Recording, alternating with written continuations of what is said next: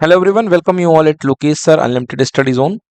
तो बच्चों, ये आपके सामने स्टेटमेंट है कि प्रूव दैट, आपको प्रूव करना है कि अगर आपके पास में एक डायगोनल किसी क्वाड्रिलेटरल के इक्वल है, तो सबसे पहली चीज यहां पर ये दी गई है कि जो क्वाड्रिलेटरल के डायगोनल्स हैं वो आपके पास में इक्वल दिए गए हैं। ओके, क्वाड्रिलेटरल के डायगोनल आपको क्या दिए गए हैं, यहाँ पे इक्वल दिए गए। तो पहली इंफॉर्मेशन तो ये है कि इसके डायगोनल इक्वल हैं, और क्या दिया गया है आपके पास में, क्वाड्रिलेटरल दिया गया है। तो चलिए इसको सॉल्व करते हैं। तो सबसे पहले हम एक क्वाड्रिलेटरल डिजाइन कर लेते हैं। तो यहां से लिखेंगे प्रूफ, और प्रूफ हम स्टार्ट करते हैं यहां से। तो हम लिखेंगे लेट अस सपोज या let us consider we have a quadrilateral A B C D. एक रैंडम आप एक क्वाड्रिलेटरल सपोज कर लीजिए ए बी सी डी, है ना। एक आप रैंडम एक क्वाड्रिलेटरल सपोज कर लीजिए A B C D type का। तो ये हमने जो है एक क्वाड्रिलेटरल टाइप का सपोज कर लिया। भले ही आपको ये पैरेललोग्राम दिख रहा है, बट मैं ऐसा कुछ नहीं कह रहा हूं कि ये पैरेललोग्राम है, ये क्वाड्रिलेटरल है, ठीक है ना। अब वो कुछ ना कुछ तो दिखेगा ही दिखेगा, बट ये आपने एक क्वाड्रिलेटरल सपोज कर लिया। The name of the quadrilateral is A B C D. Okay, तो हमने क्वाड्रिलेटरल सपोज कर लिया है, और क्या क्या दिया गया है, show that the diagonal of a quadrilateral. तो हमने एक क्वाड्रिलेटरल सपोज कर लिया है, कह रहा है कि डायगोनल क्वाड्रिलेटरल के इक्वल हैं। तो यहां पर दो डायगोनल जो हैं क्वाड्रिलेटरल के वो इक्वल दे रखे हैं। तो गिवन दोनों डायगोनल इक्वल हैं, मतलब A C equals to B D, A C equals to B D. अच्छा, ये देखिए कि डायगोनल इक्वल जो होते हैं वो किसकी प्रॉपर्टी होती है। डायगोनल इक्वल दो डायग्राम्स में हुआ करते हैं, एक रेक्टेंगल में और एक स्क्वायर में, है ना। तो दो डायगोनल यहाँ पे इक्वल है, मतलब A C equals to B D. बहुत अच्छी बात है।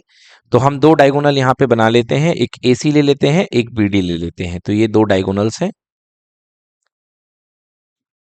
ये देखिए हमने ये दोनों डायगोनल ले लिए हैं।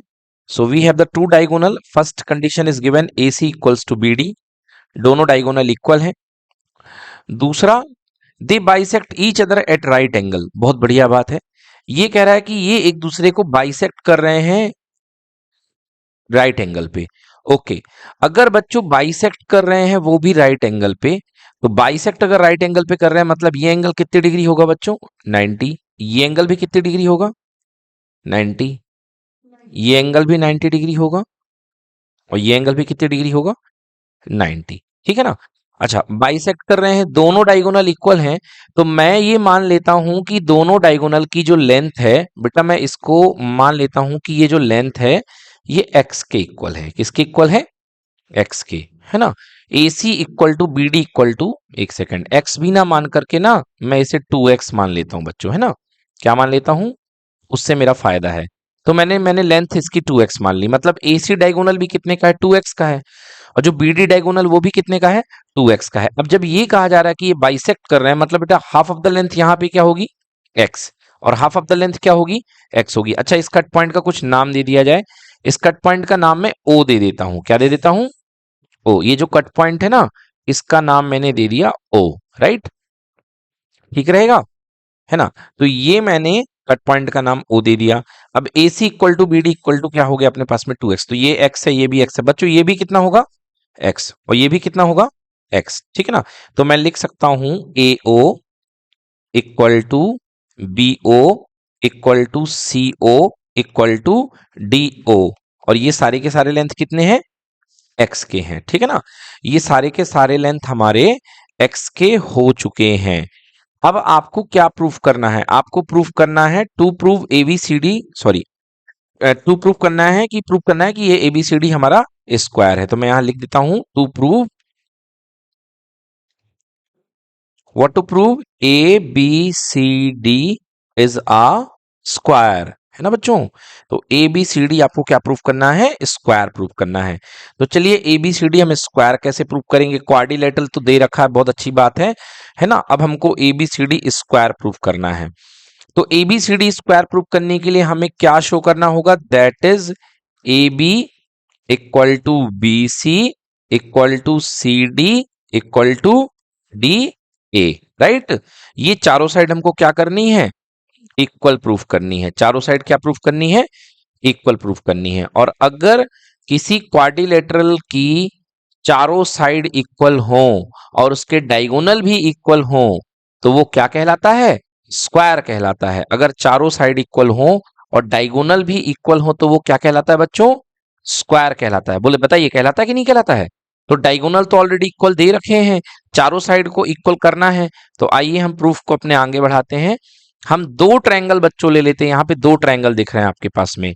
ओके, इन ट्रायंगल, एक ट्रायंगल ले लो बेटा right triangle A O B, A O B, and दूसरा ट्रायंगल ले लो बेटा right triangle B O C, B O C. अरे देखो ना भाई, बी ओ सी, दो ट्रायंगल आपने ले लिए हैं, एक ए ओ बी और एक क्या ले लिया है, बी ओ सी। बेटा बीओसी डीओसी लेने से काम नहीं बनेगा, है ना। डीओसी लेने से अभी काम नहीं बनेगा, आपको एओबी और बीओसी लेने से काम आपका बन जाएगा, ठीक है। चलिए आइए देखते हैं। तो एओबी और बीओसी में जो आपके पास में एक साइड है एओ, देखिए एओ जो है वो किसके इक्वल है, बीओ के इक्वल है। यस और नो, कहां से, इधर से, एक्स से, गिवन से, ठीक है ना। तो ईच एक्स, ईच किसके इक्वल है, एक्स के इक्वल है। अच्छा दूसरा देखिए, angle A O B equal to angle B O C, angle A O B equals to angle B O C. बताइए है कि नहीं है, ईच 90 डिग्री, कितने डिग्री के हैं, 90 डिग्री के। एंड तीसरी चीज बेटा O B equal to O C, देखिए इसमें ओ बी है और इसमें क्या है, ओ सी है। तो तीसरी जो कंडीशन बन रही है O B equal to O C, है ना। ये भी क्या है, ईच एक्स यूनिट। यस और नो। तो आप देखिए आपके पास कौन सी कॉन्ग्रुएंसी लग गई, side angle side. So by S A S congruency criteria, है ना, by S A S congruency criteria आपके पास क्या आ जाएगा, triangle A O B, right triangle A O B is congruent with right triangle B O D, B O C, yes B O B O C, ठीक है ना, right triangle B O C. हाँ तो बिल्कुल सही, ए O B B O सी के वो हो गया। तो देखिए by C P C T, by C P C T, देखिए यहाँ के दो करस्पॉन्डिंग पार्ट क्या है, A B equal to B C, बिल्कुल सही। तो ए बी इक्वल टू क्या आ चुका है, बी सी आ चुका है। तो जब ये बताइए कि ये दो साइड्स आपने प्रूफ कर ली इक्वल की नहीं है, कर ली ना, ये दोनों साइड आपने इक्वल प्रूफ कर ली कि नहीं कर लिए। इसी तरीके से सिमिलरली ट्रायंगल बीओसी और सीओडी में आप बीसी इक्वल टू क्या प्रूफ कर लेंगे, सीडी कर लेंगे कि नहीं कर पाएंगे। तो लिखेंगे similarly in triangle BOC and COD, similarly in triangle BOC and COD ना बेटा, ट्रायंगल सीओ डी, यहां क्या हो जाएगा, BC should equal to C D, BC equal to C D, right है। और इसी तरीके से लास्ट के दो ट्रायंगल, ये वाला और ये वाला, है ना, COD and DOA, COD and DOA, in triangle COD and triangle right triangle DO A, क्या हो जाएगा बेटा, C D equal to, C D equal to D A हो जाएगा।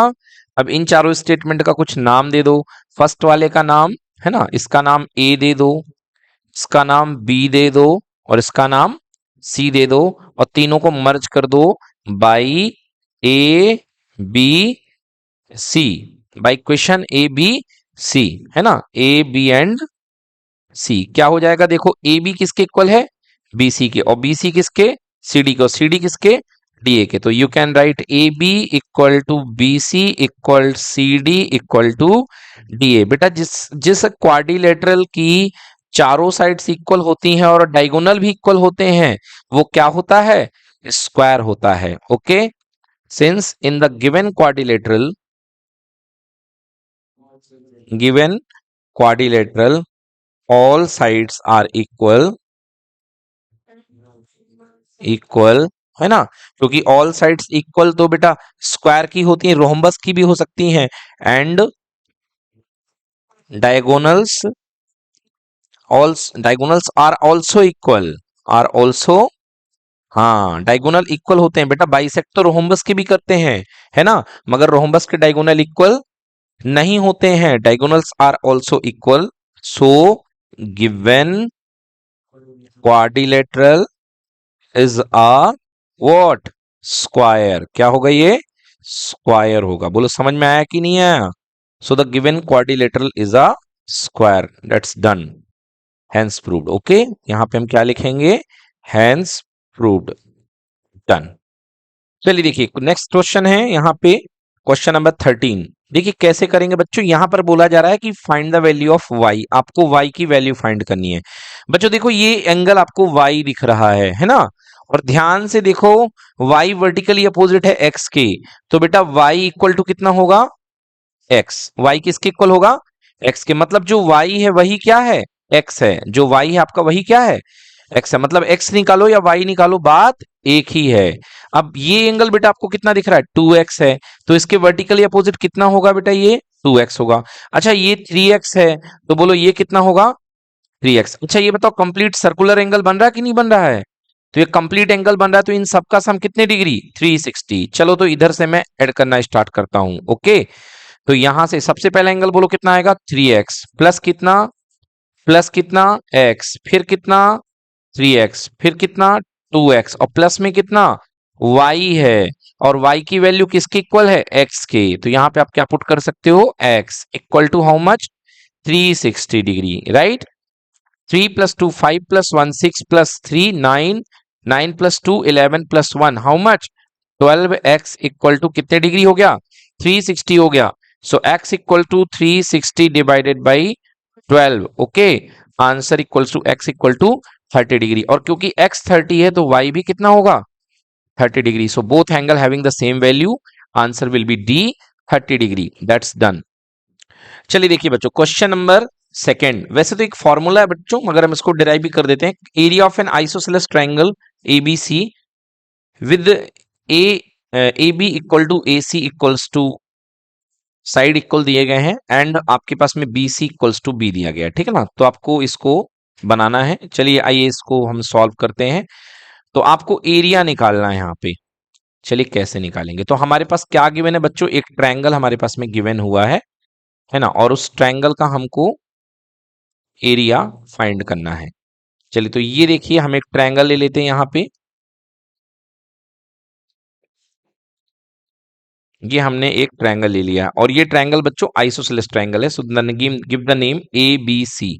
बच्चों ये आइसोसेलेस ट्रायंगल आपको दिया गया है, ठीक है, और आपको ये कहा गया कि जो ए बी साइड है वो ए सी के इक्वल है, जो ए बी साइड है ये ए सी के क्या है, इक्वल है, और इस दोनों साइड की वैल्यू है ए, कितनी वैल्यू है बेटा, ए, जो दोनों साइड का वैल्यू आपको दे रखा है ए दे रखा है, एंड बी सी की वैल्यू आपको दे रखी है क्या, बी, ठीक है ना, बीसी की वैल्यू क्या दे रखी है, बी। अब वैसे इसका फॉर्मूला रटने के लिए क्या बताया था हमने, देखिए इसका फॉर्मूला हमने रटने के लिए बताया था कि 1/2 सबसे पहले करिए, तो ये 1/2 आ गया है, मतलब सीधे सीधे बता दूं यहीं पर 1/2 इंटू जो साइड आपकी बेस में है, मतलब जो एक बार आ रही है वो बी, ओके, 1/2 बी, और सॉरी 1/4 आता है, 2 नहीं आता, 1/4 है ना, तो कुछ मिस हो रहा है क्या, 1/4 बी, 4a² माइनस b², हाँ ये वाला,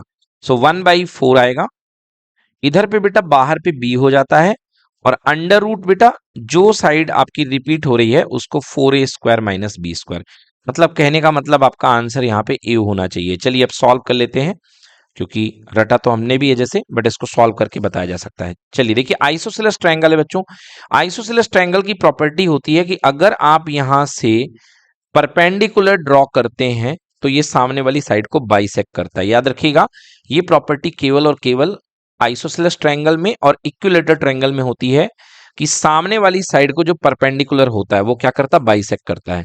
मतलब ये वाली लेंथ भी कितनी हो गई बेटा, b/2, आधा काट दिया ना, तो ये वाली लेंथ भी कितनी हो गई बेटा, b/2, राइट, ओके।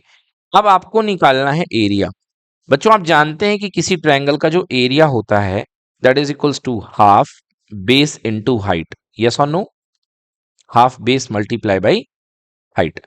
तो बेटा बेस तो यहां पर आपके पास में है, बी कंप्लीट बेस है, और इस ट्रायंगल की हाइट क्या बनेगी, ये जो परपेंडिकुलर ड्रॉ हो रहा है। ओके, इसे आप क्या ले लें बेटा, एच ले लें। क्या ले लें इसे आप, एच ले लें। अब पाइथागोरस थ्योरम से आप एच की वैल्यू फाइंड करें, क्योंकि यहां पर इस ट्रायंगल में पाइथागोरस थ्योरम बड़ी इजीली लग रही है। ओके, तो हम लिखेंगे I can write by Pythagoras theorem. तो पाइथागोरस थ्योरम क्या कराएगी बेटा, हाइपोटेनस का स्क्वायर इक्वल्स टू, तो ए बेटा क्या है, हाइपोटेनस, 90 डिग्री के सामने की साइड क्या बनती है, हाइपोटेनस, इक्वल टू परपेंडिकुलर का स्क्वायर, एच का स्क्वायर, प्लस बेस बोलो कितना होगा बेटा, बी बाई टू, क्योंकि आप इस छोटे से ट्रायंगल में सॉल्व कर रहे हैं, ये वाला ट्रायंगल, ठीक ना, ये वाला। तो इस ट्रायंगल में आप देखो ये सॉल्व कर रहे हैं, तो आपका जो बेस बन जाएगा वो कितना बन जाएगा बेटा, बोलो बी बाई टू का। दिख रहा कि नहीं दिख रहा आप लोग को, तो बेस आपका कितना बन जाएगा, बी बाई टू, क्योंकि बेस इतना ही कवर कर रहा है, this length, B by two. ये हो गया। So A square equal to H square plus कितना हो गया, B square by four, B square by four. तो यहां से एच स्क्वायर की वैल्यू निकाल लो, तो एच स्क्वायर इक्वल टू हो जाएगा A square minus B square by four. LCM ले लीजिए, H square equal to four A square minus B square upon कितना, four. So H equals to under root four A square minus B square, और नीचे root four बोलो कितना आ जाएगा बेटा, to आ जाएगा, आ गया। सो बेटा 1/2 बेस, बेस कितना है बेटा, बी, बेस कितना है, बी, क्योंकि पूरे ट्रायंगल की बात हो रही है, पूरे ट्रायंगल का बेस बी है, इनटू हाइट हमने अभी निकाल ली, हाइट निकाली हमने 1/2 under root four A square minus B square. तो चलिए आंसर आ गया B by four under root four A square minus B square. बेटा ये डायरेक्टली आइसोसेलेस ट्रायंगल का एरिया है ना। तो हमारा करेक्ट ऑप्शन क्या होगा यहाँ पे, ए ऑप्शन, क्या होगा, ए ऑप्शन, है ना, ए ऑप्शन में यही लिखा हुआ है। अच्छा मुझे कैसे याद रहता है और आप कैसे याद करेंगे, सबसे पहले बेटा 1/4 लिख दिया करो, क्या लिख दिया करो, 1/4। अब जो साइड एक बार आ रही है, तो यहाँ पे ए तो दो बार आ रही है और बी यहाँ पे एक बार आ रही है, तो बेटा क्या आ जाएगा यहाँ पे 1/4, और यहाँ पे आ जाएगा ऊपर बी मल्टीप्लाई में, तो बी वन जा बी ही कर दो इसको, और रूट के अंदर बेटा यहाँ पे four A square minus B square, ठीक है ना, ये आपका आंसर बन जाएगा। तो इस तरीके से याद कर लो। अच्छा अगली बार एग्जाम में ध्यान रखना, अगर एग्जाम में बेटा आपको ये बी दे दे, ये बी दे दे और ये ए दे दे, फिर आप कैसे सॉल्व करोगे बच्चों, ये ऐसे बनेगा A by four under root four B square minus A square, ठीक है ना। चलिए नोट कर लीजिए, तो अलग अलग तरीके हैं, नोट कर लीजिए, क्वेश्चन को देख लीजिएगा कि कौन सी साइड कॉमन कही गई है। चलिए बच्चों देखते हैं, नेक्स्ट डाउट है बच्चों का ये वाला question, simplify 64 to the power -1/3, multiply होना चाहिए शायद तक, और अभी तो कुछ नहीं है तो अपन मल्टीप्लाई ही लेके करेंगे, और यहाँ पे 64 की पावर 1/3 माइनस 64 की पावर 2/3। तो आइए इस सवाल को करते हैं। तो सबसे पहले 64 की पावर -1/3, 64 की पावर बच्चों -1/3 है, और मल्टीप्लाई में 64 की पावर 1/3 और -64 की पावर 2/3। तो बच्चों यहां पर तो आप सीधे मल्टीप्लाई कर दो इसका, तो सॉल्व करने से अच्छा आप इसका मल्टीप्लाई कर दो, तो ये बैठा हुआ है इसके साथ पहले मल्टीप्लाई होगा, मतलब दो टर्म बन जाएंगे। तो 64 की पावर -1/3 मल्टीप्लाई होने के लिए तैयार है, 64 की पावर कितना 1/3, राइट। फिर आगे चलेगा ये माइनस साइन के साथ, मल्टीप्लाई होगा 64 की पावर -1/3 एंड 64 की पावर हाउ मच 2/3। तो किया क्या हमने बच्चों, कुछ भी सिंपल एकदम काम किया, एक बार इससे मल्टीप्लाई किया और एक बार इससे मल्टीप्लाई किया। अब तो मजे ही मजे बच्चों, देखो ये माइनस पावर है ये प्लस पावर है, आपको पता होना चाहिए कि माइनस पावर और प्लस पावर कैंसिल हो जाती हैं। यदि इतना भी नहीं समझ में आ रहा आपको, तो बेस सेम है तो पावर ऐड हो जाएगी। तो 64 की पावर -1/3 और +1/3 ये दोनों लड़ गए, क्या प्रोड्यूस कर दिया 64 की पावर 0, और दुनिया में किसी की भी पावर 0 हो, बोलो वैल्यू क्या आती है 1। तो पहला पार्ट तो बना गया। अब यहां पर आराम से, अब यहां पर क्या रूल लगेगा, बेस सेम है तो पावर ऐड हो जाएगी, तो 64 की पावर -1/3 +2/3, ठीक है ना। क्या रूल लग गया बच्चों, x की पावर m इंटू एक्स की power n equal to x की पावर m प्लस n, ये रूल आपने अप्लाई कर दिया। तो ये बेटा यहाँ पे -64 की पावर -1 + 2, बोलो कितना आएगा बेटा? 1/3 है ना। एलसीएम ले लीजिए, तो -1 + 2 +1 आ जाएगा, +1/3 माइनस। अब देखिए बच्चों 64 को क्या लिख सकते हो? 4 का क्यूब, और होल पावर कितनी लगी है? 1/3। वैसे समझदार बच्चे जानते हैं कि 64 की पावर 1/3 मतलब 64 का क्यूब रूट। 1/3 मतलब क्या होता है बच्चों? क्यूब रूट होता है, और 64 का क्यूब रूट क्या होता है? 4। फिर भी कोई बात नहीं, 4 की पावर 3 लिख सकते हैं इसको। 3 से 3 क्या हो जाएगा? कैंसिल। तो आंसर आ गया 1 - 4। बोलिए आंसर कितना बचेगा? -3। So that will be your answer, note कर लें। तो बच्चों ये है पेपर नंबर 5th, और पेपर नंबर 5th का जो डाउट है बच्चों का, क्वेश्चन नंबर 25 है। देखिए क्या कह रहा है question. How many solutions of equation 3x + 2 = 2x - 3। 3x + 2 = 2x - 3 के कितने सोल्यूशन होंगे? किसमें? नंबर 1 है नंबर लाइन में, और नंबर 2 है कार्टेशियन प्लेन। बच्चों नंबर लाइन और कार्टेशियन प्लेन अलग अलग चीज है। कार्टेशियन प्लेन पहली बार आपको इंट्रोड्यूस होता है क्लास 9th में, और उसके पहले जो आप पढ़ रहे होते हो वो नंबर लाइन होती है। नंबर लाइन में केवल एक ही एक्सिस होता है, एक्स एक्सिस, उसमें एक ही वैल्यू होती है। और कार्टेशियन प्लेन में बेटा दो एक्सिस होते हैं, एक्स और वाई। तो इस क्वेश्चन में ये समझदारी आपको दिखानी है कि नंबर लाइन में इसके कितने सॉल्यूशंस होंगे और कार्टेशियन प्लेन में कितने सॉल्यूशंस होंगे। आइए सॉल्व करते हैं। तो ये कह रहा how many solutions of the equation 3x + 2 = 2x - 3।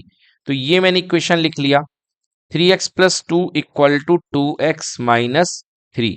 चलिए तो 3x - 2x = -3 और -2, तो ये बन गया बेटा x, और इक्वल्स टू कितना? -5। ठीक है ना। तो कह रहा नंबर लाइन में कितने सोल्यूशन होंगे। अरे भैया नंबर लाइन में -5x की वैल्यू केवल एक ही पॉइंट पर आएगी। जैसे ये 0 है, ये -1, ये -2, ये -3, ये -4, और ये क्या होगा? -5। तो केवल ये वाला जो पॉइंट है ये रिप्रेजेंट कर रहा है आपके सोल्यूशन को। तो how many solution? First answer में है 1 सॉल्यूशन। क्या बोलते हैं बेटा? 1 सॉल्यूशन। ठीक है। 1 को एक और मैथमेटिकल टर्म दिया जाता है, एक मतलब इकलौता, और इकलौते को बोलते हैं बेटा यूनिक, यूनिक सॉल्यूशन। तो इसे आप यूनिक सॉल्यूशन या 1 सॉल्यूशन भी बोल सकते हैं। अब सेकंड है कार्टेशियन प्लेन। तो कार्टेशियन प्लेन के लिए आपको कार्टेशियन प्लेन बनाना पड़ेगा। तो ये देखिए हमने कार्टेशियन प्लेन बनाया, ये y एक्सिस है, ये x एक्सिस है, और कार्टेशियन प्लेन में हमारे पास x = -5 किसको रिप्रेजेंट करता है बेटा? ये पॉइंट को रिप्रेजेंट नहीं करता, ये एक लाइन को रिप्रेजेंट करता है। किसको रिप्रेजेंट करता है? लाइन को। x = -5 मतलब x में -1 -2 -3 -4 -5। तो आपको बताया था कि अगर x = k हो, इसका मतलब this is equation of line parallel to y axis. अगर y = समथिंग हो मतलब ये पैरेलल टू x एक्सिस, उल्टा चलता है। अगर x के समथिंग है तो पैरेलल टू y एक्सिस। तो देखिए x में कितना? 5, तो 5 पर रख करके अपनी पेंसिल को ये खींच दीजिए। तो ये आपकी जो लाइन है बन चुकी है। इस लाइन का इक्वेशन क्या है? x = -5। सॉरी मैंने 5 बोला, -5 है। तो ये आपकी लाइन बन चुकी है। ओके, x में -5। अब आप कहेंगे सर ये वाला बस पॉइंट लीजिए ना। अरे बेटा तो ये वाला पॉइंट क्या है? इस पॉइंट का नाम है -5,0। ऊपर वाला पॉइंट क्या पड़ेगा? -5,1। दूसरा वाला पॉइंट क्या पड़ेगा? -5,2। तो क्वेश्चन ने x की गारंटी लेने को बोला है ना, y तो कुछ भी हो सकता है। तो इसलिए कार्टेशियन प्लेन में कितने पॉइंट रिप्रेजेंट करेगा? कितने सॉल्यूशंस होंगे? इनफाइनाइट सॉल्यूशन, क्योंकि लाइन ऊपर तक जाती ही जाएगी, लाइन नीचे तक जाती ही जाएगी, इसलिए कितने सॉल्यूशंस होंगे? इनफाइनाइट। तो कह रहा हाउ मेनी सॉल्यूशन, पहला आंसर आएगा 1 सॉल्यूशन, और दूसरा आंसर क्या आएगा बोलो? Infinite solution. राइट?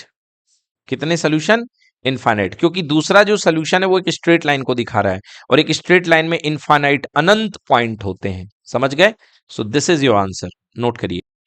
देखिए एक बार फिर से मैं क्लियर करता हूं। आपके पास जो सोल्यूशन आया है सेकेंड सिचुएशन में, वो आया है x = -5। यार ये x = -5 क्या है?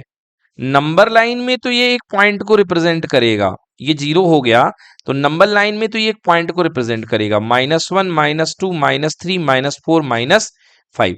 तो नंबर लाइन में तो ये -5 एक पॉइंट को रिप्रेजेंट करेगा, मगर कार्टेशियन प्लेन में x इक्वल टू -5 क्या है? कार्टेशियन प्लेन में x इक्वल टू -5 क्या है बच्चों? कार्टेशियन प्लेन में ये x एक्सेस होता है, तो x इक्वल टू -5 एक पॉइंट नहीं है, x इक्वल टू समथिंग एक लाइन होती है, x में -1, x में -2 -3 -4 और -5। तो बेटा ये एक लाइन रिप्रेजेंट हो रही है, ये देखिए। और जब एक लाइन को रिप्रेजेंट कर रहा है, ये स्ट्रेट लाइन है, कह रहा है इसमें कितने पॉइंट होंगे? इनफाइनाइट पॉइंट होंगे ना।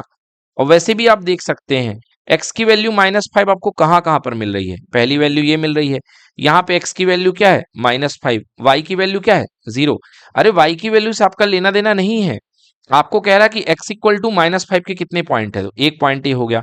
थोड़ा ऊपर जाओगे -5, 1, तो यहाँ भी -5। थोड़ा ऊपर जाओगे -5, 2। नीचे जाओगे तो -5, -1। फिर आओगे -5, -2। तो सिंपल सी बात है कि -5 कितने पॉइंट पर मिल रहा है? एक पर या अनेक पर? अनेक पर। पूरी स्ट्रेट लाइन भरी हुई है -5 से, समझ गए? तो आंसर क्या होगा? How many points are there? Infinite points, infinite points. ठीक है, चलिए थोड़ी सी जब बात हो गई है तो मैं इक्वेशन ऑफ लाइन की और बात कर लेता हूं यहां पे। इक्वेशन ऑफ लाइन, ठीक है। चलिए देखिए बच्चों, ये y एक्सिस है, ये x एक्सिस है, दोनों जहां एक दूसरे को कट करते हैं that point is called origin, and origin का ठिकाना होता है 0,0। No movement according x, no movement on y, so the coordinate of the origin is 0,0। बेटा यहां पर व्हाट इज दिस? ये x होता है, ये x डैश होता है, ये x एक्सिस कहलाता है बेटा, और x एक्सिस का इक्वेशन होता है y इक्वल टू 0। नोट करिएगा, x एक्सिस का इक्वेशन आपसे पूछा जा सकता है, y इक्वल टू 0। ये क्या कहलाता है बेटा? This is y o y dash, ये y एक्सिस है, इस एक्सिस का इक्वेशन क्या होता है? x equal to 0। ठीक है ना। अब इसके ऊपर बैठे हुए पॉइंट देख लीजिए आप, इन एक्सेस के ऊपर बैठे हुए पॉइंट। पहला पॉइंट x में आपने कितना चला? 1, तो ये बन जाएगा 1,0। क्या बन जाएगा ये पॉइंट? 1,0। फिर आगे 2 यूनिट चल गए तो 2,0। फिर आगे 3 यूनिट चल गए 3,0। देखो बच्चों, एवरी टाइम y कोऑर्डिनेट 0 है x एक्सेस में, दैट्स वाई इसका जो इक्वेशन बनता वो बनता y इक्वल टू 0। अगर इधर चलोगे सो दिस विल बी 0,1, यहां चलोगे 0,2, इधर चलोगे 0,3। एवरी टाइम x कोऑर्डिनेट 0 है, इसलिए क्या इक्वेशन बन गया? x equal to 0, right. अब बात करते हैं पैरेलल लाइन की। अगर आपने यहां पर कोई पैरेलल लाइन बना दी है y एक्सिस के पैरेलल, ये देखिए आपने ये लाइन बना दी है, ये लाइन आपने y एक्सिस के पैरेलल बना दी है, तो ध्यान से देखिए इस लाइन का इक्वेशन क्या होगा? यहाँ पे x की वैल्यू किसके इक्वल है? 2 के इक्वल है। किसके इक्वल है? 2। तो ये x में कितने दूरी पे लाइन जा रही है? 2। तो इस लाइन का इक्वेशन होगा x इक्वल टू 2। याद रखिएगा, मतलब कुल मिलाकर के x में 2 की लाइन जो आप बनाते हो उसको और लंबा ऊपर की तरफ खींच दो तो x इक्वल टू 2 बन जाएगी लाइन का इक्वेशन। ये किसके पैरेलल है? y एक्सिस के। अब आप यदि मान लीजिए यहां से 3 से एक लाइन ले जाना चाहते हैं, बना दीजिए, बताइए। तो इस लाइन का इक्वेशन किस में जाएगा बताइए? x एक्सिस के पैरेलल है, और y में कितने डिस्टेंस से जा रही है? 3 से। तो इस लाइन का इक्वेशन क्या बनेगा? y इक्वल टू 3, क्योंकि हर पॉइंट पे y की वैल्यू 3 ही मिलेगी आपको, क्योंकि ये 3 हाइट पे ऊपर है ना, तो हर पॉइंट पे y की वैल्यू क्या मिलेगी? 3 मिलेगी। तो मैं तो आपको कहूंगा सीधे आप कोडिंग रट लीजिए। अगर आपको कोई कहे x एक्सिस के parallel, parallel to x axis, तो बेटा ये जो इक्वेशन आपको दिखाई देगा कैसे दिखाई देगा? y equal to some constant. अगर आपसे कहा जाएगा पैरेलल टू y एक्सिस, तो ये आपको इक्वेशन कैसा दिखेगा बेटा? x equal to constant. समझ में आ गया? और घबराना मत, कई बार जैसे आपको दे दिया गया x इक्वल टू 5, ये पैरेलल टू y एक्सिस है, तो इसको x माइनस 5 इक्वल टू 0 लिख करके भी दिखाया जा सकता है, ठीक है ना। x इक्वल टू 5 कह लो या x माइनस 5 इक्वल टू 0, क्या ये दोनों अलग अलग बातें हैं? नो वे, ये दोनों एक ही बात है, ठीक है ना, ये दोनों एक ही बात है। अब चलिए इस पर मैं आपसे एक क्वेश्चन पूछ लेता हूं, मैं आपसे एक क्वेश्चन पूछ लेता हूं कि मैं कहूंगा lines x minus 5 equal to 0 and y plus 3 equal to 0 cuts at how many points. चलिए ऐसा क्वेश्चन कोई एग्जाम में आपको बना के दे दिया उलझाने के लिए, है ना। क्या पूछा जा रहा है कि दो लाइनें हैं x माइनस 5 इक्वल टू 0 और y प्लस 3 इक्वल टू 0, बताइए ये दोनों एक दूसरे को कितने पॉइंट पर काटती हैं? एक पॉइंट पर, दो पॉइंट पर, तीन पॉइंट पर या इनफाइनाइट पॉइंट पर? इनफाइनाइट पॉइंट पर यहाँ बच्चों ने जवाब दिया है। चलिए देखते हैं कि सही है कि गलत है। तो हमारे पास बेटा यहाँ पे दो लाइनें हैं, पहली लाइन है x माइनस 5 इक्वल टू 0, मतलब बेटा क्या हो गया, x इक्वल टू 5। अब x इक्वल टू 5 बताओ किसके पैरेलल होगी? y एक्सिस के। किसके पैरेलल होगी? y एक्सिस के। दूसरी लाइन जो है बेटा y plus 3 equal to 0, it means y equal to कितना? -3। किसके पैरेलल होगी? बिल्कुल सही, पैरेलल टू x एक्सिस। चलिए तो ये हमने एक्सिस बनाए और अब हमने ये x o x डैश और ये y o y डैश, ठीक है। अब हमें ये लाइन को ड्रॉ करना है, तो चलिए दोनों लाइनों को हम ड्रॉ करते हैं। सबसे पहला है x इक्वल टू 5, x में 5 कदम, 1 कदम, 2 कदम, 3 कदम, 4 कदम और ये 5 कदम। तो जैसे ये लाइन बना रहे थे थोड़ा और नीचे जान दो, बस बन गई लाइन आपकी।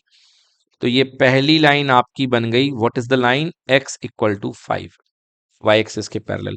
दूसरी लाइन है y इक्वल टू -3, तो y में -1, y में -2, y में -3 और सीधे जाने दो ये बन गई लाइन y इक्वल टू -3। बच्चों देखो ध्यान से, ये दोनों लाइनें एक दूसरे को कितने पॉइंट पर कट कर रही हैं?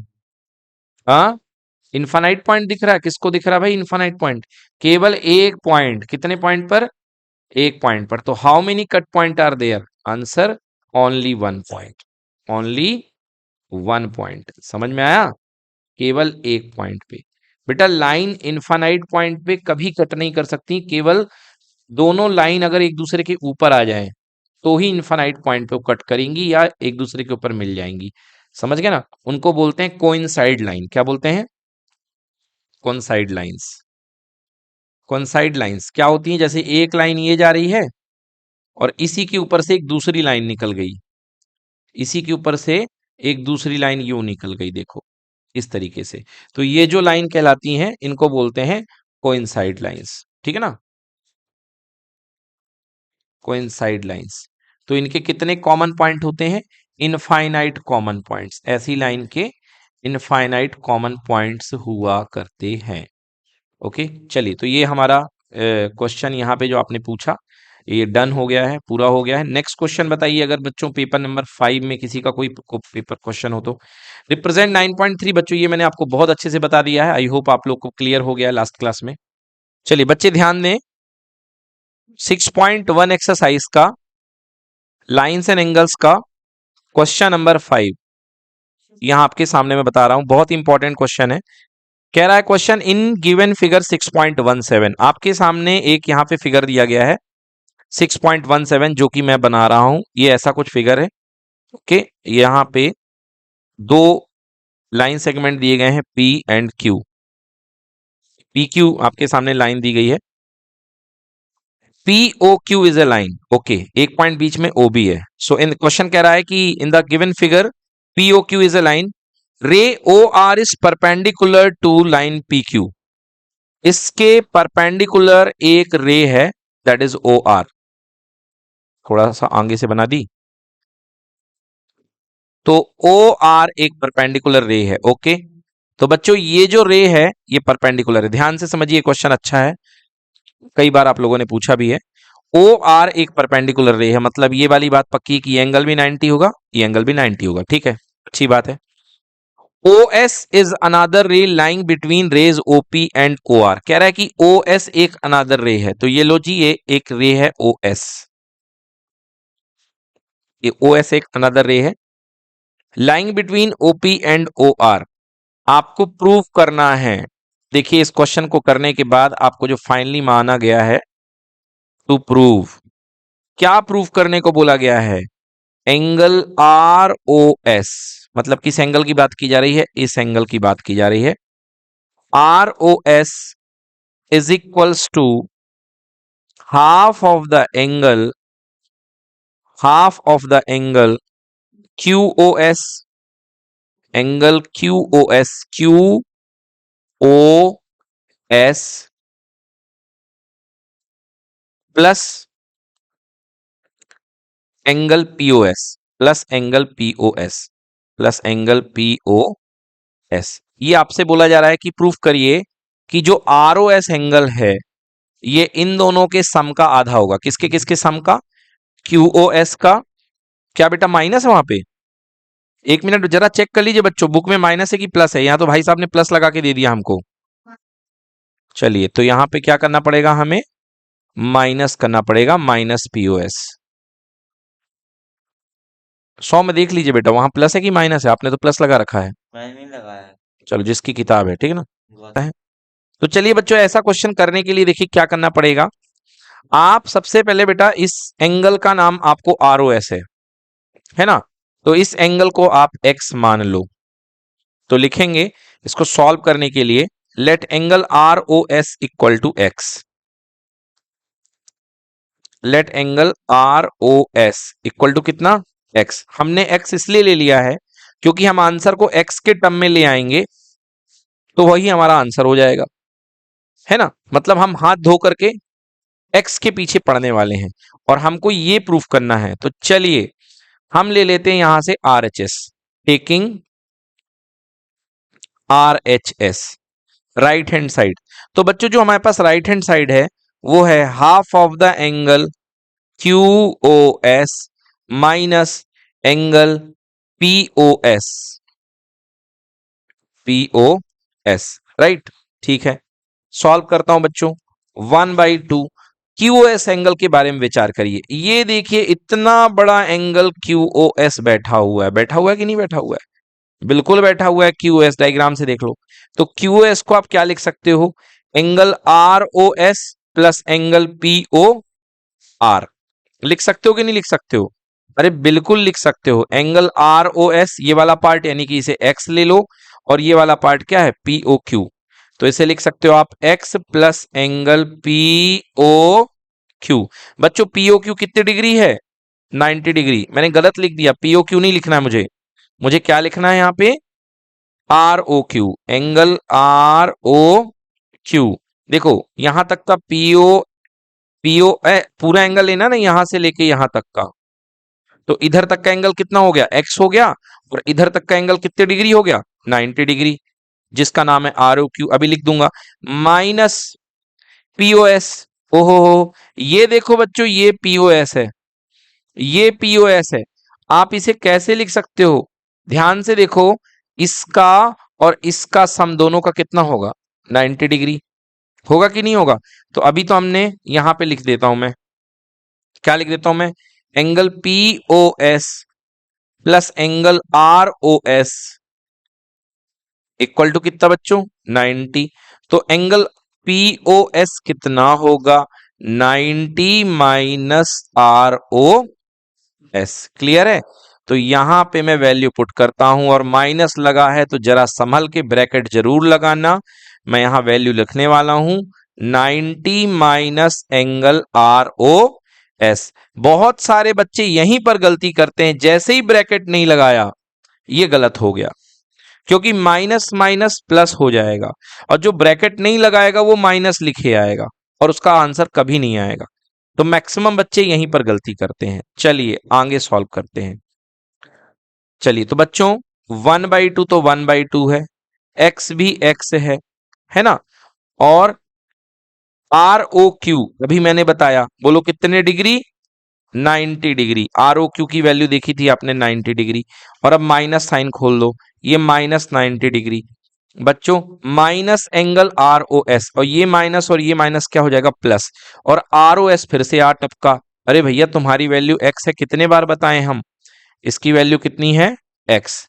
तो यहां पे अब 90 से 90 कैंसिल हो गया, तो 1/2 और ब्रैकेट में कितना बचा 2x, 2 से 2 कैंसिल, केवल क्या बच गया x, और x को हमने किसी जमाने में क्या लिया था एंगल ROS, है ना, this is equals to angle ROS, और यही था हमारा लेफ्ट हैंड साइड, और ये मिला आपको हैंस प्रूव्ड, 3 में से 3 मार्क्स आपको पूरे मिल जाएंगे, ठीक है ना। तो इस तरीके से ये क्वेश्चन करना है, चलिए करिए। ठीक है, तो बच्चों प्रूव दैट के क्वेश्चन में ना आप एक्स वाई लेने से मत चूकिए, क्योंकि आपका क्वेश्चन बहुत सरल हो जाएगा, नहीं तो दिक्कत बनेगी। चलिए नोट करिए। देखिए बच्चों नेक्स्ट क्वेश्चन है एनसीईआरटी का क्वेश्चन नंबर 6 है, ये आपके वही 7.1 लाइन्स एंड एक्सरसाइज का 6.1 है, क्या है ये, ठीक है। तो 6.1 का ये आपका है क्वेश्चन नंबर 6। क्वेश्चन नंबर 6 क्या कह रहा है, it is given that angle X Y Z equal to 64। तो पहली इंफॉर्मेशन दी गई है कि angle X Y Z equal to यहां पे दिया गया है 64 डिग्री। फर्स्ट इंफॉर्मेशन है angle X Y Z equal to 64 degree. Angle X Y Z equals to 64 degree, first information. And X Y is produced to point P, और कहा गया है कि कोई लाइन एक्स वाई है इज प्रोड्यूस्ड, अगर आपके पास बुक नहीं कोई बात नहीं, मैं क्वेश्चन लिख भी रहा हूं, X Y is produced to point P, X Y को पॉइंट पी तक प्रोड्यूस किया गया है। तो चलिए साथ ही साथ क्वेश्चन बनाते जाते हैं।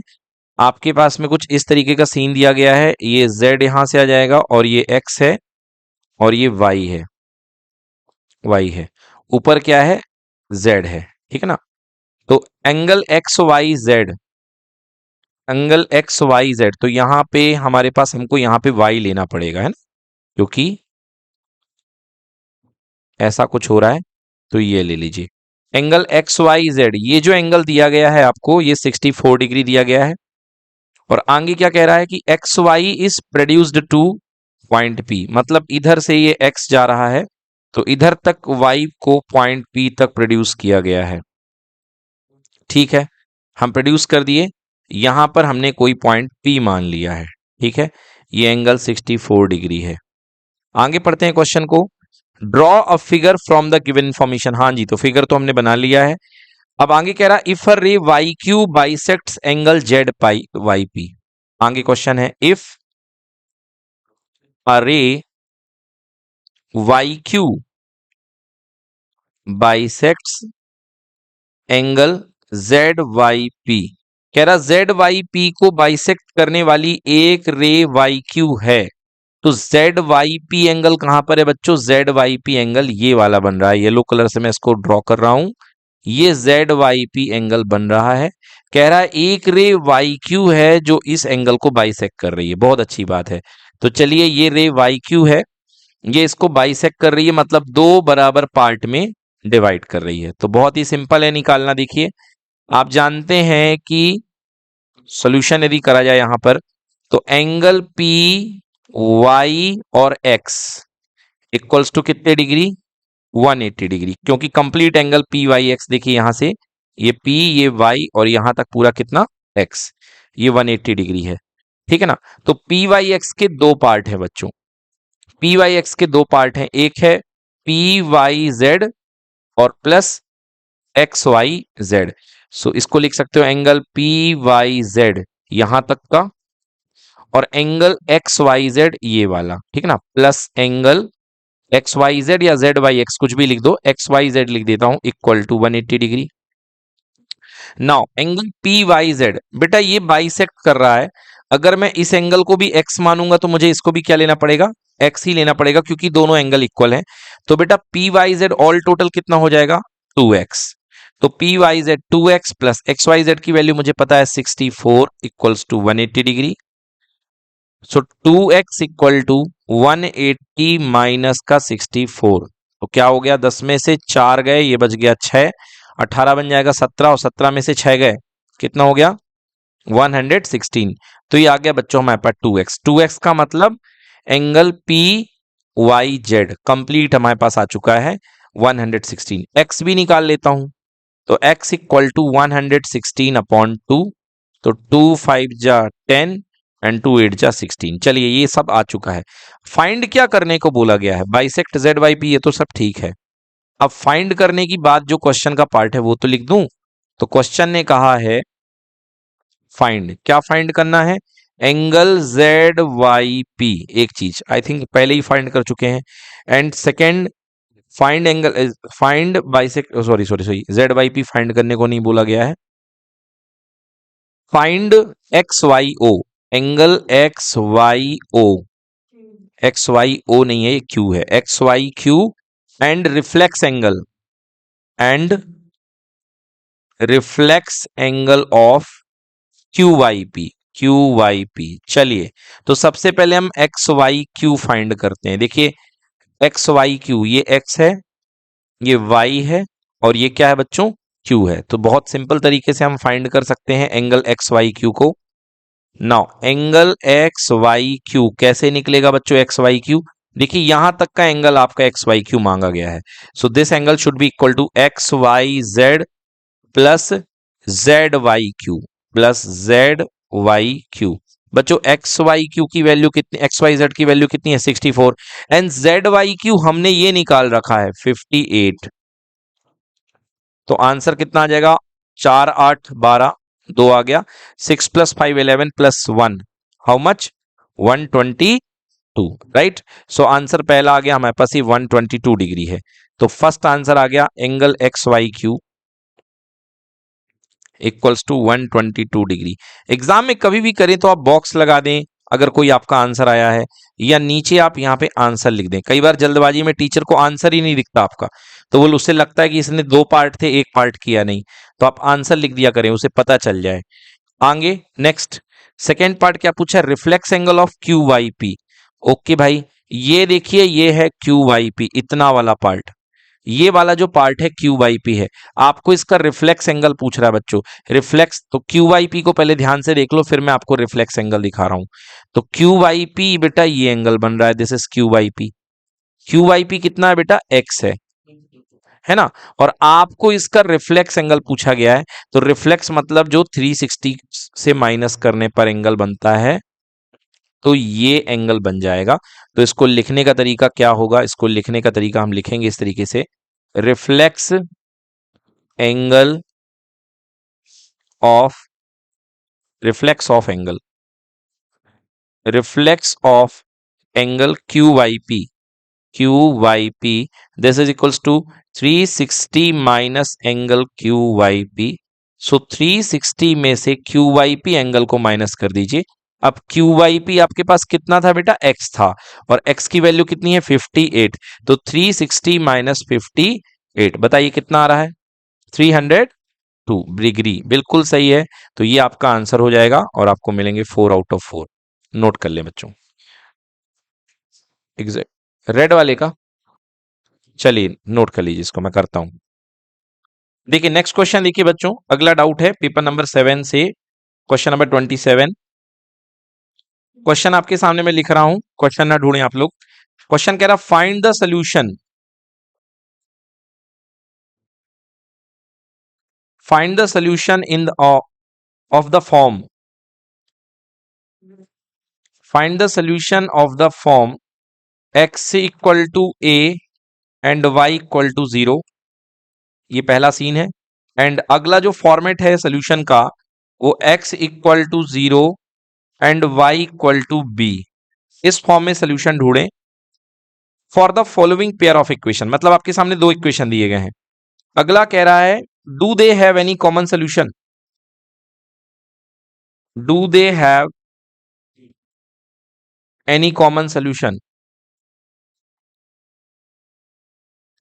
Do they have any common solution. अब आपके सामने जो इक्वेशंस दिए गए हैं वो क्या क्या दिए गए हैं? देखिए पहला इक्वेशन दिया गया है 5x plus 3y equal to 15, ये पहला इक्वेशन है। और दूसरा इक्वेशन है 5x plus 2y equals to 10। Give it number 1, number 2, 2 equation है आपके पास में। अब आपको बोल रहा है कि इसके सोल्यूशन इस फॉर्मेट में देखिए। चलो बच्चों, हम सबसे पहले इक्वेशन निकालते हैं। यहां सोल्यूशन लिखा हमने, और अब सॉल्व करना शुरू किया। सबसे पहले हम लेते हैं कौन सा इक्वेशन? फर्स्ट वाला। Taking 5x plus 3y equal to 15। ठीक है बच्चों, पहला इक्वेशन ये है हमारे पास 5x plus 3y equal to 15। अब सोल्यूशन का फॉर्मेट किस फॉर्म में निकालना है? x equal to a, y equal to 0। तो हमारे पास देखिए हम यहां पे पुट करते हैं x की जगह a और y की जगह 0 इस इक्वेशन में, क्योंकि इसने हमको बोला है x इक्वल टू a और y इक्वल टू 0 पर निकालो। तो हम यहाँ पे x की जगह पुट करते हैं at x equal to a and y equal to 0। बेटा ये क्या हो जाएगा, ध्यान से देखो, 5a plus 3 into 0 equal to 15। So 5a equal to 15, a equals to कितना हो जाएगा बच्चों? 3। तो हमारा आंसर क्या आ चुका है? x की जगह a था, तो इस इक्वेशन का सोल्यूशन हमको क्या मिलेगा? तो पहला हमको सोल्यूशन मिलेगा x की जगह a, और a की वैल्यू कितनी आ गई? 3, और y की जगह 0। तो अपने पास पॉइंट क्या मिल गया? 3,0। क्या मिल गया? पॉइंट 3,0। ये पहला सोल्यूशन हमारा मिल चुका है in the form of x equal to a, y equal to 0। ठीक है, अब देखते हैं दूसरा, इसी इक्वेशन में x equal to 0, y equal to b। तो लिखेंगे एट, आप इसे नंबर 1 नंबर 2 लिख सकते हो, at x equal to 0, y equal to b। मतलब x की जगह पे 0 पुट करना है और y की जगह पे b पुट करना है। तो 5 इंटू एक्स की जगह पे 0 और 3 इंटू वाई की जगह पे b इक्वल टू 15। तो बेटा ये तो निपट गया, 3b इक्वल्स टू 15। तो b इक्वल्स टू कितना हो गया? 3 5 जा 15। तो बच्चों यहाँ पे जो सोल्यूशन बनेगा, सोल्यूशन बनेगा इस इक्वेशन का, वो बनेगा x equal to 0 and y equal to b। b की जगह क्या था बेटा? 5 आ गया है, तो y इक्वल टू बी यानी y इक्वल टू 5। तो बेटा जो हमारे पास पॉइंट निकल करके आएगा सोल्यूशन का, वो क्या होगा? 0,5। ठीक है, चलिए देखिए, पहले इक्वेशन के बच्चों दोनों केसेस हमने कर लिए हैं।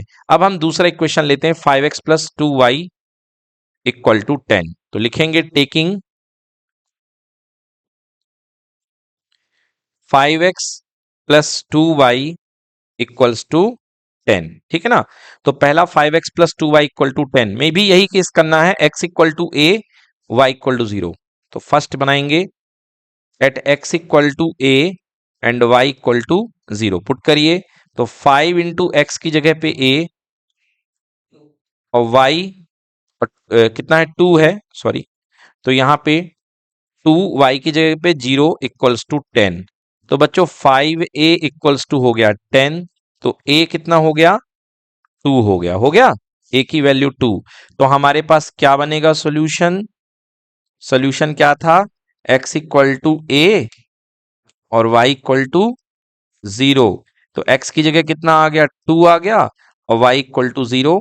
तो क्या निकल करके आएगा बच्चों? पॉइंट 2,0। लास्ट बेटा बी पॉइंट या सेकेंड पॉइंट, हाँ, again at x equal to 0 and y equal to b। At x equal to 0 और y equal to b, put करिए। 5 into 0 plus 2 into B equals to 10। So 2b equals to 10 बन जाएगा। तो b की value कितनी आ गई? 5 आ गई। So solution क्या निकल करके आया बच्चों? सॉल्यूशन आया x equal to 0 and y equal to 5। तो पॉइंट क्या बन गया बच्चों? पॉइंट बन गया 0,5। कह रहा है कि क्या दोनों ही सिचुएशन में कोई कॉमन सोल्यूशन है क्या? ये देखिए 0,5 जो है पहले केस में भी आ रहा है और 0,5 दूसरे केस में भी आ रहा है। तो लिखेंगे yes, 0,5 is common solution for both equations। ठीक है, नोट कर लें, बहुत अच्छा क्वेश्चन है, इजी है बट ट्रिक कर दिया है क्वेश्चन को। ठीक है ना? अच्छा, एक्चुअली इसका मीनिंग समझो बच्चों, हो क्या रहा है। यहां पर एक्चुअली दो इक्वेशन है, तो ये दोनों एक दूसरे, दोनों लाइन को रिप्रेजेंट करेंगे क्योंकि दोनों लीनियर इक्वेशन है। तो ये जो दोनों लाइनें हैं ना, ये इस पॉइंट से बेटा पास हो रही हैं 0,5 से। इसलिए पहली लाइन का भी इक्वेशन 0,5 आ रहा और दूसरी लाइन का भी इक्वेशन क्या आ रहा है? 0,5। ये आपको 10th क्लास में पढ़ाया जाएगा, है ना? अभी बस मैंने ऐसे ही बता दिया, नोट कर ले। तो देखिए बच्चों, यहां पर ये क्वेश्चन क्या कह रहा है? क्वेश्चन है अगला मेंसुरेशन का। This doubt sponsored by Disha, को पावर्ड बाय हिमांशी। तो क्वेश्चन नंबर 9 है, a heap of wheat is in the form of a cone whose diameter is 10.5 metre. बेटा ये कहा जा रहा है कि यहाँ पर एक गेहूं का हीप है, यानी कि गेहूं का गट्ठा, झुंड कह सकते हो एक तरीके से, लगा हुआ है और वो कोन की फॉर्म बना रहा है। तो ये भाई साहब ये एक कोन है, गेहूं का ढेर है, और यहां पर कह रहा है कि इसका जो डायमीटर दिया गया है वो 10.5 है। तो बच्चों ये होता है इसका डायमीटर पूरा का पूरा, कंप्लीट 2 टाइम्स ऑफ रेडियस। तो इसकी रेडियस मैं ले लेता हूं small R. Okay, so what is diameter? Diameter is given 10.5। ठीक है, अच्छी बात है। सो given diameter, you know diameter equal to 2 times of radius, so this is equals to 10.5. So radius will be 10.5 divided by 2 and it will be 5.25। बिल्कुल सही, 5.25। क्या में है भैया? ये मीटर में है। ओके, तो मीटर लिखना ना भूलें। Diameter equals to 10.5 metre, 5.2 metre. ठीक है। And the height of is, height कितनी दी गई है इसकी बेटा? 3 मीटर की इसकी हाइट दी गई है। सो यहां से लेके यहां तक ये जो टोटल हाइट होती है, so height of the heap of the cone is equals to 3 metre. Height दी गई है। क्या पूछा जा रहा है? The heap is to covered by a canvas to protect it from rain, find the area of the canvas required, और साथ में इसका वॉल्यूम भी फाइंड करना है। तो कह रहा है कि इसके ऊपर एक कैनवास लगाया जाना है। तो ऑब्वियसली बेटा कैनवास आप कहां लगाओगे? इसके कर्व्ड सरफेस एरिया पे आप लपेट दोगे। तो आपको कह रहा है कि भैया इसका जो कैनवास लग रहा है पूरा यहां से यहां तक, इसका कर्व्ड सरफेस एरिया भी फाइंड करना है और साथ ही साथ वॉल्यूम। तो चलिए सबसे पहले हम इसका वॉल्यूम निकालते हैं। सो फॉर्मूला वॉल्यूम का सब लोग जानते हैं, volume of cone equals to, ठीक है। सो बच्चों यहां volume of the cone equals to 1/3 pi R square multiplied by H. तो सारे पैरामीटर हमारे पास है, बट क्वेश्चन को चेक कर लीजिए कि क्वेश्चन में कहीं पाई की वैल्यू 3.14 तो नहीं बोली है, कहीं 22/7 तो नहीं बोली है। अगर कुछ नहीं बोली तो जो मर्जी आपकी आप पुट कर दो। तो बच्चों 1/3, पाई की वैल्यू कुछ नहीं कही गई, मतलब 22/7, आर स्क्वायर बेटा मतलब 5.25 का स्क्वायर। तो एक काम करो बेटा, आर स्क्वायर को आप 10.5/2 लिखो एक बार, तो 10.5/2 दो बार, क्योंकि वैसे तो 5.25 होना था, बट मैंने अपॉन में लिख दिया। क्या होता है ना, अपॉन में लिखने से ना चीजें कैंसिल हो जाती हैं। इनटू कितना बेटा? 3, क्योंकि हाइट कितनी दी है? 3 मीटर। और लास्ट में मीटर क्यूबिक लिखना भूल मत जाना, क्योंकि वॉल्यूम निकाल रहे हो। चलो अब मचाते हैं अपन काटाकूटी। तो 1/3, 22/7, ये बनेगा बेटा 105 और नीचे बन जाएगा 20। फिर से ये बनेगा 105 और नीचे बन जाएगा 20। किसी ने पूछा कैसे बनेगा सर? तो बेटा क्या था? 10.5/2 था। तो डेसिमल टूटेगा तो मल्टीप्लाई बाई 10 हो जाएगा, तो ऊपर आएगा 105 और नीचे कितना बन जाएगा? 20, और मल्टीप्लाई बाई कितना बेटा? 3 मीटर क्यूबिक। चलिए अब इसको कैंसिल करना है, तो 2×10⁻20, राइट, एंड 2×11⁻22। ठीक है जी, यहां हो गया। 7 से 15 बार 105 कटता है, 15×7=105। तो बेटा 7×1=7 एंड 7×15=105। बहुत बढ़िया। 3 से 3 भी कैंसिल हो गया, क्या बात है। और अब आपके पास में, राइट, 15/7 नहीं, ये वाला इसे काटें। ठीक है, अभी काट देते हैं इसको। अब देखिए यहाँ पे 5, देखिए यहाँ पे आपके पास कितना है? 20 है, तो 5×4=20, और यहां पर कितने बार जाएगा बेटा? ये 21। अब क्या क्या बच गया हमारे पास? देखिए ऊपर बचा है 11×15×21, और नीचे आपके पास है 10×4। तो अभी कुछ और कट जाएगा, 5 से 3 times 15 and 5×2=10, right, metre cubic. तो अब तो कुछ बचा नहीं बेटा। सो 11×3×21, एंड यहाँ पे 2×4=8 मीटर क्यूबिक। चलिए तो अब सॉल्व कर देते हैं। 11×3×21 आप मल्टीप्लाई कर लीजिए। 11×3×21 11 3 जा 33 मल्टीप्लाई बाई कितना 21 अपॉन 8 मीटर क्यूबिक। तो आंसर कितना आ गया बेटा 693 डिवाइडेड बाई 8 मीटर क्यूबिक। बस इतना लिख करके आप आंसर छोड़ दीजिए। डिवीजन करने का टाइम है तो कर दीजिए 2 डेसिमल तक। हाँ ठीक है, जो भी आप डिवीजन कर दीजिए उसको। एक कितना आ रहा है बच्चों 86.625। ओके, तो 62 तक चलेगा और यहां मीटर क्यूब लिखना ना भूलें। इधर तक भी आप लिख करके आ सकते हैं। तो ये तो हो गया पहला वॉल्यूम। अब आपकी परेशानी बढ़ने वाली है क्योंकि हमको निकालना है स्लैंट हाइट, क्योंकि हमें चाहिए है इसका curd surface area. Curd surface area होता है पाई आर एल। पाई आर एल, जो लोग भूल जाते हैं, मैंने उनको बताया था कि जो आप कोन खाते हैं, है ना, जो आप आइसक्रीम वाला कोन लेकर के आते हैं, उसकी कंपनी क्या थी बेटा पार्ले। क्या थी बेटा पार्ले। तो पार्ले से आपकी इसका फॉर्मूला क्या बन गया पाई आर एल। ये याद करने की टेक्निक है। एल क्या होती है बच्चों स्लांट हाइट। ये जो होती है एल होती है स्लांट हाइट। एल स्मॉल लिया जाता है, so this is slant height. तो पहले हमको स्लांट हाइट निकालना पड़ेगा। तो चलिए देखते हैं स्लांट हाइट कैसे निकालेंगे। ओरिजिनली हमारे पास एक कोन है इस तरीके का, ठीक है। यहां पे हमारे पास रेडियस है इसकी। तो रेडियस कितनी है बेटा हमारे पास 5.25। 5.25, ठीक है ना। और 5.25 को हमने 10.5/2 लिखा है। लिखा है कि नहीं लिखा 10.5 डिवाइडेड बाई 2, यही लिखा था। चलिए अब दूसरी चीज, हाइट हमारे पास कितनी दी गई है 3, ठीक है ना। हाइट हमारे पास 3 दी गई है, आपको स्लांट हाइट चाहिए है। तो देखिए यूजिंग पाइथागोरस थ्योरम, ये r है ये h है। तो लिखूंगा मैं यूजिंग पाइथागोरस थ्योरम एल का square equals to base R का स्क्वायर प्लस कितना एच स्क्वायर। देखिए जल्दबाजी बिल्कुल मत करिए इसमें, इसको सॉल्व करने में। बहुत बच्चे करते हैं सॉल्व जल्दबाजी में, गलत और करे आते हैं। तो आर का बेटा आर देखो कैसे लिखोगे, ये वाली चीज लिखो। 10.5 डिवाइडेड बाई 2 का स्क्वायर प्लस एच कितने का स्क्वायर बेटा 3 का स्क्वायर। आराम आराम से बिल्कुल सॉल्व करना है। 10.5 को लिखा 105 और नीचे क्या बन गया बेटा 20 का होल स्क्वायर प्लस 3 का स्क्वायर कितना 9।